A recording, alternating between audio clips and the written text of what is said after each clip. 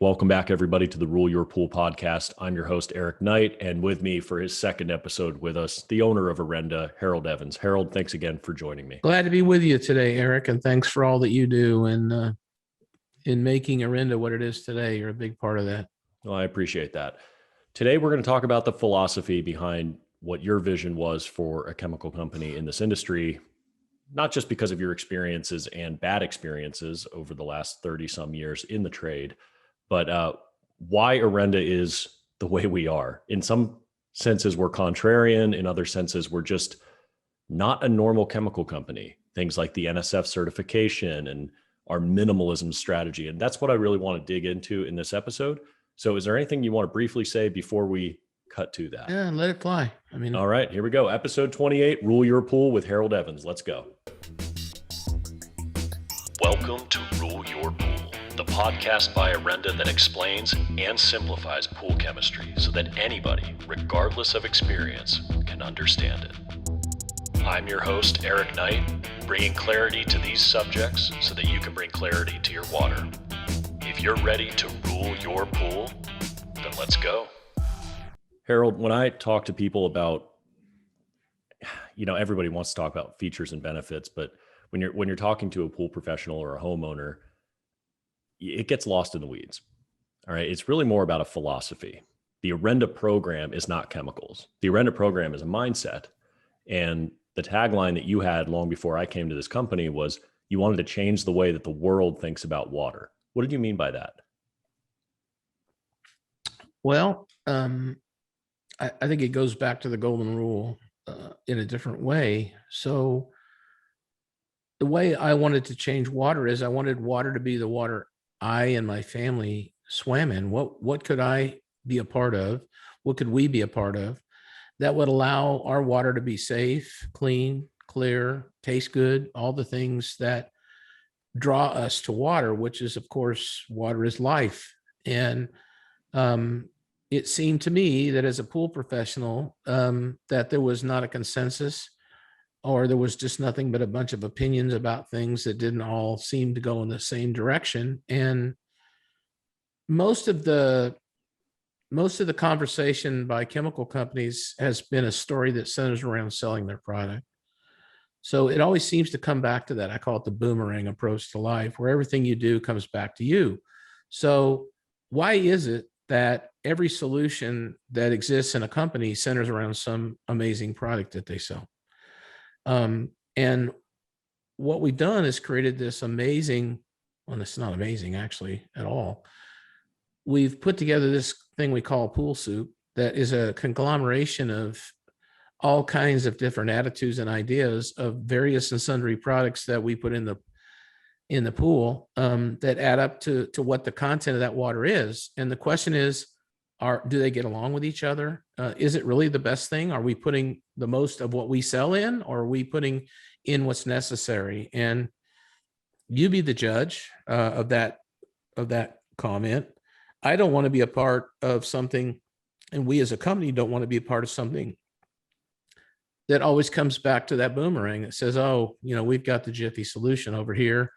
And if you put a little in, it's going to work. And if you put a whole lot in, it's going to work even more amazing. And it's not altogether true a lot of times. Yeah. Well, I like the analogy of pool soup because things accumulate over time. We actually have an article about evaporation and accumulation, but accumulation, we think of like salt and cyanuric acid, but there's more to it than that. I mean, if we overtreat our pools in the long term and we don't have enough dilution, you're right. It's going to become a soup. And so let's talk a little bit about conflicts, chemical conflicts, because when we say this in the Orenda Academy program and 4 pillars, the Orenda philosophy is proactive pool care without any chemical conflicts and no harmful long-term byproducts left behind. That's what our line is. It's a simple, natural, NSF certified, non-toxic line. We don't have a lot of chemicals because you don't need a lot of chemicals. So chemical conflicts, explain to me what that means. Well, interestingly enough, as much as I praise the NSF does not take into account chemical conflict in performance, nor does the EPA. So it's kind of a bummer that there's a chance that two dissimilar products could go into a pool that do not get along at all. And there's no real way to protect a consumer from that reaction based on any kind of labeling or any sort of assurance that this has been proven to not interact with certain things, because that list could obviously be enormous, what gets along and what doesn't. But I think so you can't really count on any of the fiduciaries like NSF, EPA, or even the CDC for that matter, to recognize it. It really becomes the responsibility of the provider, if they know what that conflict could possibly be, and to warn people about the use of that so that doesn't happen. So, well, let's do one or two examples. Chlorine conflicts with what? Bromine. Okay, perfect example. So you get bromine usually in the form of a sodium bromide algaecide. It creates a byproduct called bromates, right? Am I on the right track? You are indeed. And bromates are a known carcinogen. Okay. Well, none of those things are accounted for in any of the listing agencies, and that's unfortunate. I think that, and I don't want to go deep dive and get the world chasing after me for complaining, but the reality is that how would you know? I mean, how would you know that something you're putting in a pool is going to cause some kind of reaction? Now, the reason products are purchased is because they work, or they don't, but most people continue to buy products that work. So a lot of times it has nothing to do with what works, but what the unintended consequence of the work is. For example, a Polyquad Algaecide is a great algaecide. It leaves behind a footprint over time, a carbon footprint. And over time, when you, for example, put our enzyme in, and we talk about this in a video, it will foam in the top of the pool because there's a reaction to that left behind footprint. The Polyquad has long since done its job killing algae, but it doesn't get along with enzymes. Also, what doesn't get along with chlorine is biguanides. So, these are all possibilities that you could pour in not knowing any better. And honestly, when people become fearful and desperate about the clarity of their water or whatever they're trying to do, they start losing their mind a little bit and start compounding things into the water arbitrarily and randomly, and very emotionally in many cases. And that can be dangerous. If you don't know what you're doing, two different types of chlorine could be lethal. They could blow up if you mix them directly. Now, not in water, but what I'm saying is, well, I mean, not in the pool itself, but if you store them together, yeah, there could be very dangerous consequences. Or pour them on top of each other. It's happened. I mean, you put a trichlor tablet in a skimmer, God forbid it shouldn't be there in the first place, and put some other type of chlorine in the skimmer on top of it, you'll have the skimmer find the next yard. Yeah. So it's not an innocent reaction in some cases. It's a dangerous reaction. But I think, the idea here is that a lot of times people think the last thing they put in to a pool is the result of where they are. And that's kind of a misnomer too. I mean, when you look, for example, let's just take phosphate remover as an example, since that's our world. You put X amount of a given product in the pool. It doesn't matter whose it is.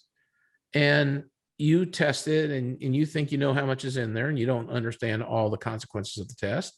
You don't realize 100 could be 1,000 on certain test kits by the way they operate. And so the first product goes in and it quote unquote doesn't work. Well, we didn't have an accurate reading in the first place, and it did likely work. It may not have worked to your expectation, but you may not have known what you had in the first place. So then you put a second product in, and let's say it's ours or vice versa. Then the last thing in wins credit for the ultimate overcoming of the phosphate load, when in fact it was a misunderstanding in the first place. Right. And whoever was last could suffer a benefit or a consequence, right? If we get calls, and you get them, I know, Eric, on the help desk, where, hey, I put your product in the pool and this happened. Well, we got to go forensically a little deeper than that. We got to figure out, what have you been doing? What have been your practices along the way? Because the calling card, the mouse droppings of a swimming pool, are all the components and constituents that you've put in there up until this moment that somehow commingle or don't, and don't necessarily or do produce a desired result. So you kind of have to unravel. It's almost like a good service person, right? Listens to what the customer says, but we're always looking at the other side of what they've done and what they might have done. They're not telling us, or that they don't know, or, kind of trying to get the facts together so that we can come to a proper conclusion. I think our help desk at Orenda is famous for unraveling complex problems down to their root issue. I mean, yeah, that's to what get to the that's what bottom we're of it. trained to do. That's what we're Yeah. trained to do, because it's almost never, I should say, it's almost never what the customer calls thinking it is. It's almost never that. It's usually something a lot more fundamental. And there's some other conflicts I want to touch before we get into that. Ammonia-based algaecides, ammonium chloride, ammonium sulfate, all those, cleaning agents, pool deck cleaners in the world of commercial pools is what we dealt with a lot, that they were based on ammonia. Well, chlorine combines with ammonia. It's a nitrogen compound, and it takes a lot of chlorine to get that out of your water. It creates chloramines. It creates combined chlorine, a lot of problems. So you're actually going to get a byproduct of a chemical conflict that consumes more chlorine than you intended, even though, it killed algae or it sanitized that deck or whatever else. That's another example of a chemical conflict that is not really advertised, but you need to be aware of it. Well, just to back up, worse than that, we add ammonia to our sanitation at the city level in order to forcefully create combined chlorine in order to Sometimes meet the EPA requirements. So Yeah. more than not, honestly, combined or chloramination is more a practice of every day than it is an exception. Mhm. So here we are receiving water that has ammonia added to it on purpose. Well, that's so that you can have prolonged sanitation. Even though it's slower, it'll last, the distance of several miles through the pipes. But that's another topic entirely. We're talking about pool chemical conflicts. The big one that we encounter the most would be between a phosphate remover and a sequestering agent. Yes. Not to be brand specific, but most sequestering agents are phosphate based, phosphoric, phosphonic acid, something like that. We don't know the exact formulation, but the calls that we receive on the help desk at Orenda are often, well, I used your PR 10,000 to remove my phosphates and it clouded up the pool like crazy, but now I have an iron stain. Why did that happen, Harold? It happened because that mineral that was sequestered became unsequestered because the mechanism to protect it, combine it, whatever it's doing, was eliminated. So it's sort of the law of unintended consequence. Yeah. The phosphate remover wiped out the sequestering agent. So you paid for two chemicals, but you actually sort of get no benefit at all at the end of the day because one wiped out the other and got used up in the process. Let's be aware of even go that. deeper, and it's worse. What if you walk out of a store and in one arm is a phosphate-based sequest and in the other arm is a phosphate remover? As I tell early on in our industry, when I was talking to the majors, some of the major providers of things in this country, I said, what's going to happen when the day shows up that your customer looks at your SDS sheets or starts to dig in or reads an article or whatever, and they realize that the right hand took out the left hand and you provided both? It's not a credibility, trust building activity, right? It's a quick trip to the I don't want to talk to you anymore file. Well, so yeah, but isn't this part of the reason that you pursued this chemical line in the first place as a pool service guy? Absolutely. My son was being instructed by his dad to do something that we didn't understand entirely what it was doing. And when we went to the manufacturer to ask for an explanation, we were treated with disrespect and arrogance and as a matter of factness. And that's the reason I'm in it today. As my friend Dean Davis at distribution said to me one day, the biggest mistake you could ever make is to take a person that's as determined as I am and minimize their interest in understanding what they're doing and treat me with arrogance that it was none of my business what they were doing or why. So that put me on a mission to understand what it is which by the way, I should have been doing in the first place. So I'm no Goldilocks. But I was putting things in the water, and worse yet, I was telling my offspring to do it and penalizing them if they didn't. And then having all the consequences of tap water having different phosphate loading than the water we were treating, and the customer going to a pool store and having their water tested and trying to figure out why. Mm-hmm.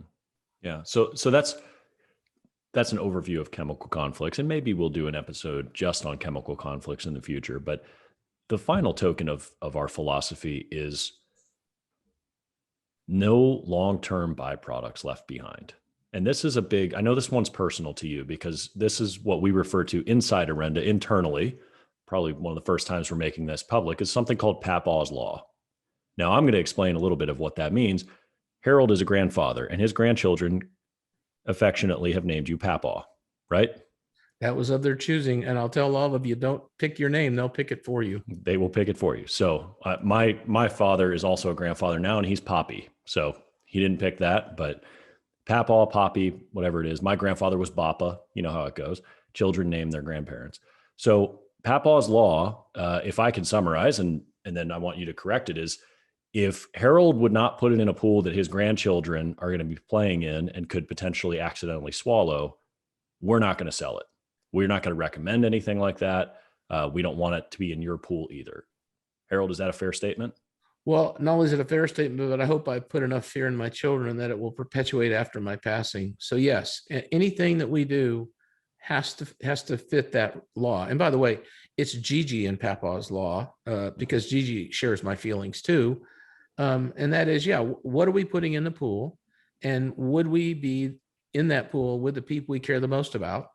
Or is it something that just makes our job easier, or, makes the pool look better than it did before? I mean, what I think this all comes down to is what to do, but why we do what we do, and what are the consequences of those actions. And if we don't know any better, and that's certainly what I would say for myself was the case, then I think, it's excusable. But I think a lot of people are putting things in pools they absolutely knowingly have an understanding for what it conflicts with and all that, and they do it anyway. And for them, shame on them. I mean, I don't agree with that.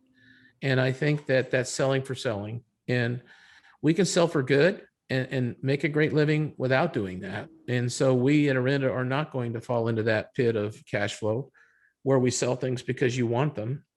That's up to you. If you want something that we don't necessarily subscribe to, doesn't mean that we condemn it, but we don't want to be a part of it, then find somebody that will satisfy you and do it. But the products that we sell have to be products that I don't think I'm going to be embarrassed by the backstory of the product or what it does or how it performs, or, whether I've cut it or not, or any of those things. So, well, to some degree, almost everything leaves behind some sort of byproduct, right? Liquid chlorine leaves behind 17 parts per million of salt per gallon per 10,000 gallons, right? So, or thereabouts, depending on the purity. Cal hypo leaves behind calcium, right? Trichlor, of course, leaves behind cyanuric acid and sodium. So even the chlorines that could be NSF or EPA certified, the essentials, chlorination, they have some byproducts. But other than cyanuric acid on trichlor, extra calcium and some extra salt are not necessarily a detriment at the levels they are. Dilution can help, but eventually it will build up to a point where salt can be problematic over time. But then again, you also have these salt pools that have 3,000 plus salt in them pure. And that's a different conversation. I don't want to go down that rabbit hole, but salt is not going to kill you. Okay. I shouldn't say kill. That's a very aggressive term. It's not going to be harmful. Okay. Heavy metals might. All right. Bromates will. There are other conflicts that can happen. And again, we're not picking on any specific products. Just be aware of how they conflict. Products on their own, when used as directed, they might be okay. But that doesn't necessarily apply if you are combining it with something else that you don't know isn't supposed to be combined with it. That's what we're talking about. We do not want any chemical conflicts in the entire program. That's not just the Orenda line. We really only make three things at Orenda: enzymes, phosphate remover, and a chelating agent. Okay, we have several different enzyme products, but it's all based on the same enzyme. But it goes beyond us not having chemical conflicts within our line. We don't want chemical conflicts, period, in your pool beyond what our program is. And that's Papaw's Law. So when you talk to us on the phone or you listen to this podcast, you're not going to hear us recommend things that could directly conflict with the overall goal of minimalist water. And that's where I wanted to stem this to, Harold. Minimalism. Why do we want to be minimalists when we manage our water? I think it's golden rule. I think it saves us money if we don't put us more than we need in.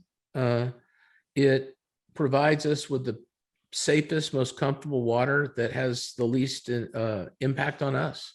when we're in the water. So a minimalist approach is, if, and we do this as an industry every single day. If a little is good, a lot is better. It's a gas pedal for male behavior, and more is better, faster is better. And certainly killing disease faster is better. I'll give you that. But as we're teaching these days with saturation index, overreaction and overtreatment results in unintended consequence. So if you put more in than you need, you may get more than you bargained for.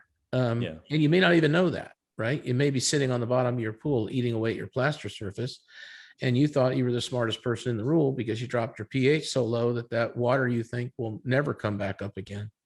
So a minimalist approach, physics disagrees with you. Yeah. A minimalist approach says, why are you putting this in? And what are you trying to do? Are you fighting physics? Then good luck to you. If you're managing things because you know where they're going to go and you try to be ahead of them, then that's proactive pool care. So I think the other anxiety that causes these overreactions, quite frankly, is the weekly visit. So we're trying to cram 40 cents into a 10-cent barrel sometimes, in that we're trying to figure out how to maintain a pool clarity and water quality for 7 days in our absence. I think that, that's what the 320 or that inline chlorinator was part of that evolution, was trying to control the flow of sanitizer into a pool in between your visit so that you could come once a week instead of twice a week. And then we got carried away with it. We went from a tab to 6 tabs to, a mountain of stuff in the pool trying to keep up with it. And then all the consequences of the accumulation, because, even if you're talking about, for example, bleach and salt, there's going to be a point where, and in the Model Aquatic Health Code, this is accounted for. That MAC says you got to dilute this water from time to time. There's a formula for that. And with cartridge filters taking over in our pool industry, which they are, that becomes a bigger challenge. In many cases, you don't even have a backwash line that allows you to relieve the pool of water. You have to get out in real antiquated ways. So that water today is going to grossly accumulate in a very rapid sense, things that you want, things that you don't want. So I don't agree that less backwashing is more conservation. It's silly, in my view. And it's honestly, if you dig deeper, what you realize is the more things you let hang behind, the more you got to overtreat to get back to where you were. So dilution sometimes it's a solution that we don't really know why we're doing it. We just do it, and somehow it is better.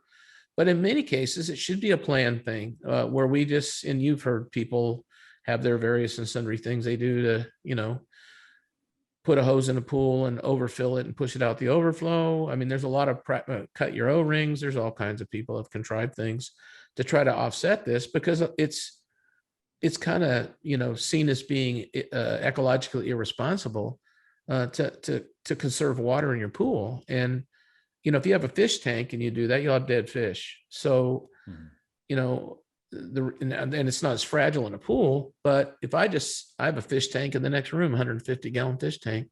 If I go a whole year and don't clean that thing and pull some of the sludge out of there, the fish are going to croak, because there's going to be so much ammonia in that thing, they're going to die. So we need to displace water from time to time. And I would encourage you, no matter what your system is, to figure out ways to weasel some of the water out of that pool every once in a while to kind of start over again. So let me kind of pivot here in the final topic here for this episode of sort of our philosophy. Before I came and worked for Orenda, just a little bit of background for the audience. I was a competitive swimmer, and the first time I met Harold, I was told Harold is this brilliant chemist. You remember that trade show when I met you? And so this was my context, that Harold's this brilliant chemist. I did not know he was in the pool business. In fact, I didn't think he was. I thought he was a doctor with a lab coat who came to the pool business. That was how it was introduced to me. Then I meet the guy and he's hilarious. I'm like, man, that's the most relatable doctor I've ever spoken to in my life. And we were talking about pools being over-chlorinated. You remember that conversation, Harold? You'll have to help me. You're younger than me, okay, but I generally remember. Yes. Generally, he's saying we throw chlorine at everything. Yeah. This industry is suffering. And I was working on indoor air quality for pools at the time. He said, yeah, well, if you throw chlorine and try to burn everything out of your water, I'm paraphrasing, Of course, you're going to get smoke. Of course, you're going to get byproducts that you don't want in your water. There's a better way to do this. And I think the Orenda philosophy was very appealing early on because as a competitive swimmer, I'm spending hours and hours a day in this water. My skin is absorbing this water. You accidentally taste it, you swallow it here and there, not very often, but it's getting into your system. And it was very appealing to be thinking about a more natural way to get this stuff out of your water. That's what appealed to me originally about the Orenda thought. And of course, I didn't understand the chemistry, but I did understand what burning eyes and burning throat and rashes on your skin felt like. So let's get to this overchlorination issue. Now we have a trichlor shortage. Habits have to change. We've been overchlorinating these pools by habit, for the 7-day, or the once a week, I should say, the once a week visit. How can homeowners adapt? How can homeowners get to a point where they're not overchlorinating? And this, by the way, this applies to salt pools too, because salt pools are chlorinated pools. How can we use less chlorine and be more efficient with it? Well, if you have a salt pool, then you should be in the practice of lowering the output of your cell to accommodate with the water quality that you seek with a minimalist approach to output. Because we know in a salt pool that we're disrupting other chemistries besides just producing chlorine.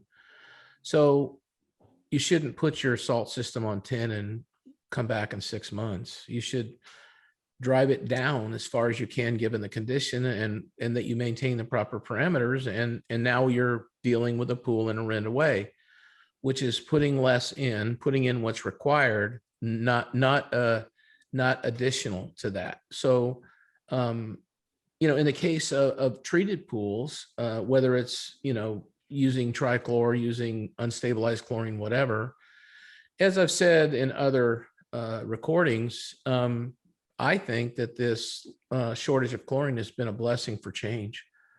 Just like the electrical consumption grid is going to change in August when it becomes illegal for manufacturers to produce non-variable speed pumps above a certain horsepower. So, just telling people they're going to save money and acting responsibly isn't always enough. In fact, in Texas, it's not enough at all. We have a lot of builders use variable speed pumps, but a lot of service companies continue to provide high horsepower pumps because the customers were unwilling to pay the difference for the variable speed. Now they have no choice, so the change will come about. So trichlor being short in the short term is a blessing for change in habit. And what people are going to recognize is the process they were involved in that gave them certainty is going to prove to work out in a different way under different conditions, and they're going to be fine, and they didn't think they would be. So the good thing is that the overuse of some of the stabilized chlorines will probably be brought into check by circumstance, by economics.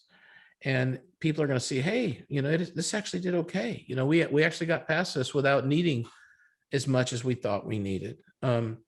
But until people are forced into that condition, fear forces them to do what they did yesterday, which is more of the same. So the panic is largely overblown just because of the unknown. Well, it's a panic about one element in a multi-element environment. So you just have to, if you go to the ice cream store and you love chocolate, but they only have vanilla and strawberry, you don't get what you love. You still want ice cream. You pick strawberry or vanilla. So now we have the same thing in a pool. We need to sanitize. There's no, the remedies for avoiding that are, in my view, largely irresponsible most of the time when they tell you they want a chlorine-free pool. I think it's a stretch. And it's certainly a stretch from a professional viewpoint. If you want to do it in your own pool for your own family, that's up to you. But as a pool professional, pushing the narrative without sanitizer is risking there being an outbreak in your pool that could result in harming people. So chlorine has saved more lives than probably anything in the history of man in terms of life. So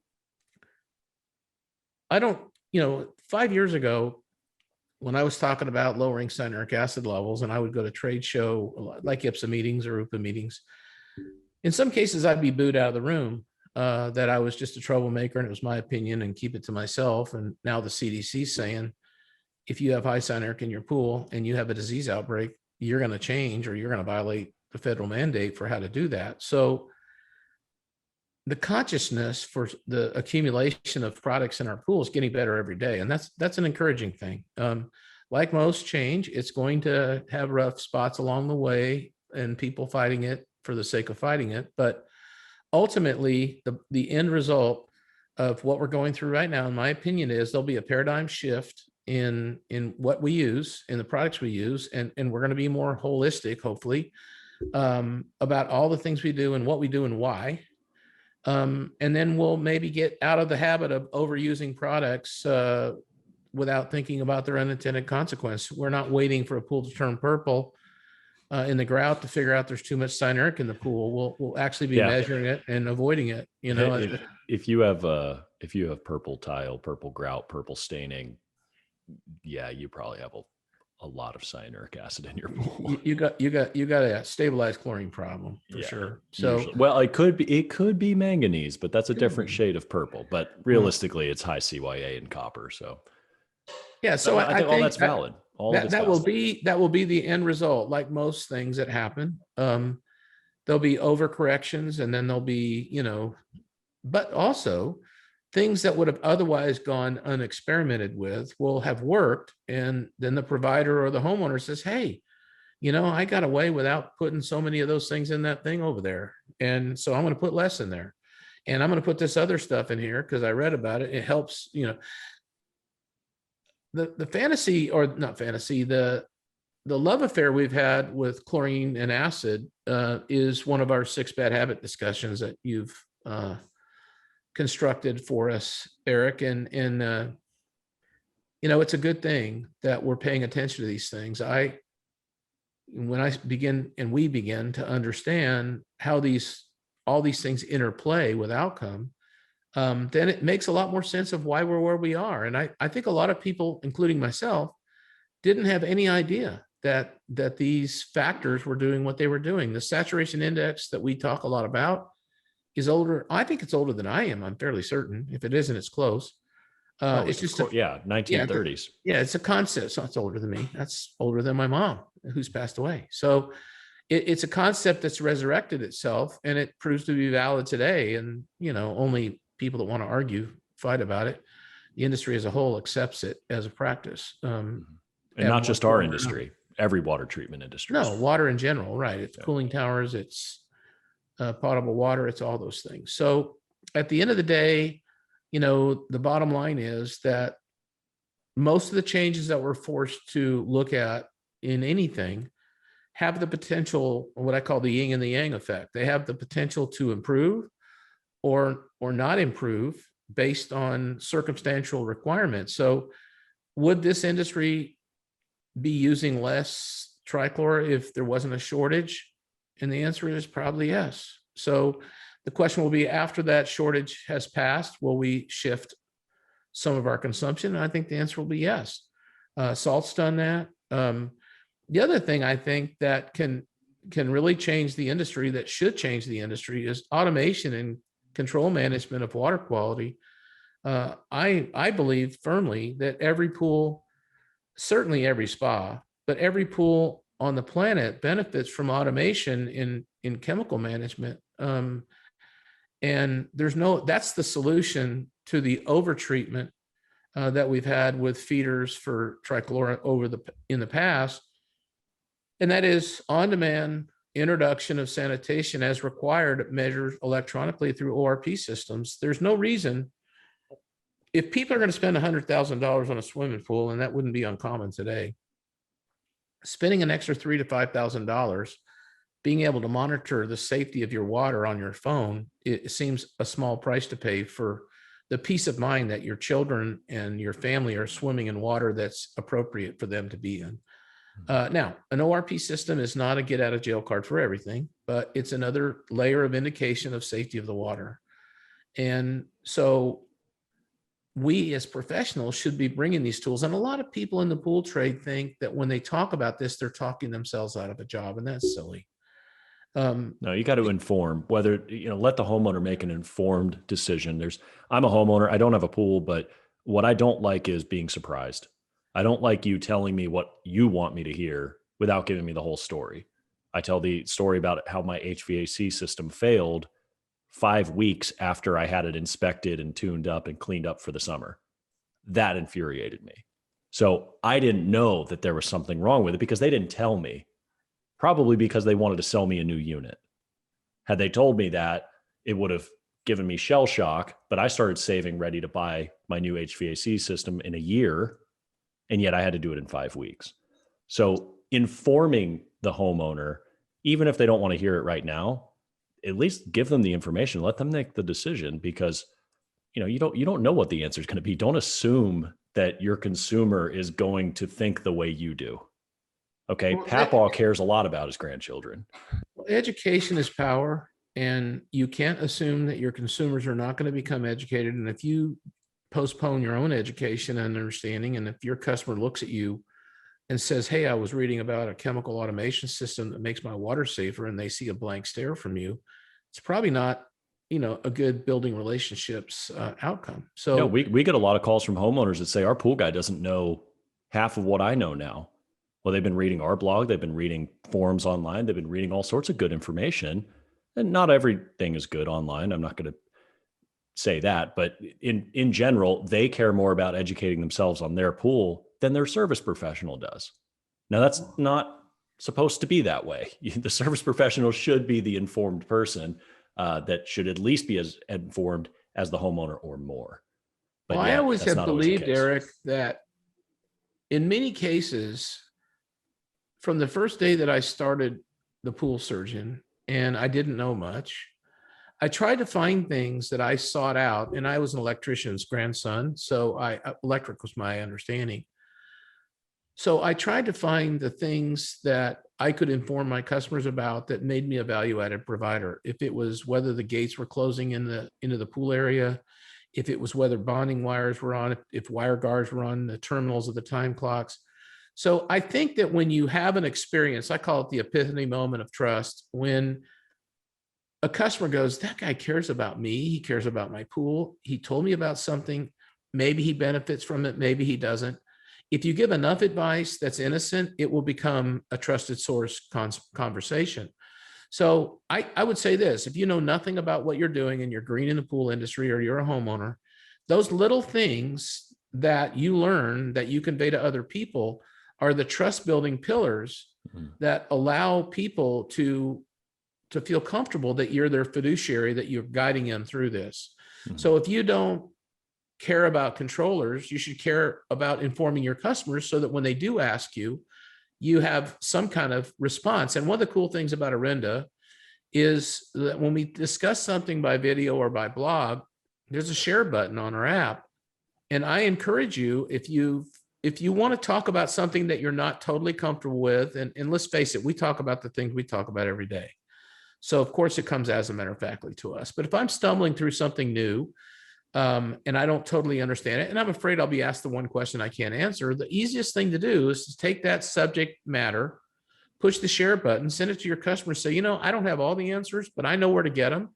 And then I'm going to share this with you, and you can watch this video or read this blog, and it will explain it better than I can explain it to you. And then you win for shepherding people into better decisions. And before you know it, to go back to the fear of somebody thinking they're going to lose their job over automation, some of the more complex things we do in this industry that require aptitude and require a higher pay bracket are things like controllers, electronic devices. And if it's required in your state or city, get the necessary licenses to work on those things. But when you become knowledgeable in those spaces and you understand how to fix them, you have way more value than that control does. That control does not run itself. That control has factors that make it work right that you need to understand. And then while you're away, unless you can just stand at your pool 24/7, day in and day out, that monitor of that system, and in some cases, they even send reports on these things. It tells the homeowner, you can look at it online, and hey, this water probably in pretty good shape, right, based on these things that we have. So understanding those things and presenting those things to your customer is not going to talk them out of your service. It's probably going to encourage them to trust you to maintain their service because you're giving them good advice. So don't be afraid that some tool in the pool industry is going to interfere in your commerce. In most cases, that isn't the case at all. It just makes you more It's the valuable. exact opposite. Yeah. Yeah, you're more valuable. Well, I'm gonna wrap up this episode. Thank you again for joining me, Harold. This is all valuable information, and I want to tell all of our audience out there, he's not kidding. We have poured a ton of time and effort into our blog, our videos, our Orenda Academy, and all these resources are available to you for free, and they are shareable. So if you don't understand something in the industry, there's a good chance we've probably already written about it, and if not, email us. Just contact us through Facebook or through the contact page on our website. You can email us at info@orendatech.com. Or, those of you in the trade who already know us, text us, call us, ask the questions. And if you're looking for, just broad information on how to improve your business, Harold's the guy for that. If you've got chemistry questions, you can call me, you can call Jared, you can call Joe, you can call Harold too. We want to be there available to you. Of course, we can't reach everybody. And so we do ask that you respect our time, because some people have no regard for our time and they'll spend hours talking to us, and we have to move on because we're trying to reach a lot of other people as well. So as we said in the last episode, respect of time and I guess presence in general, that goes both ways. So this has been episode 28 of the Rule Your Pool podcast, the conclusion of the Harold series for now, although we will for sure have you on future episodes. Thank you so much for being with us, Harold. And what do you think about this experiment of this podcast? It's kind of cool, huh? Yeah, it's funny. All you young guys and gals were telling me about the futuristic things that we should be doing. And I think as a gray, I've been pretty open to facilitating your dreams and to help our customers. As we say, people are clicking while we're sleeping. So the ability to touch people in a remarkable way is the credit of the young people and the technology in our company. It wasn't our idea, that, but well, we have definitely taken a run and we're grateful for it. And when Harold says gray, he means he has gray hair. Yes. So that's what he means, an old experienced sage. So anyway, episode 28. Thanks so much, everybody. I'm Eric Knight with Orenda, and this has been Harold Evans, the owner of Orenda. Take care. Thank you for listening to Rule Your Pool, a podcast by Orenda Technologies. For more information on what we discussed in this week's episode, check the links in the description or visit www.orendatech.com. I hope you find this show valuable enough that you tap that subscribe button and share it with your friends. You can also like us on Facebook and social media. And with our help, you'll be able to rule your pool without over-treating it with chemicals and wasting money. I'll see you next episode.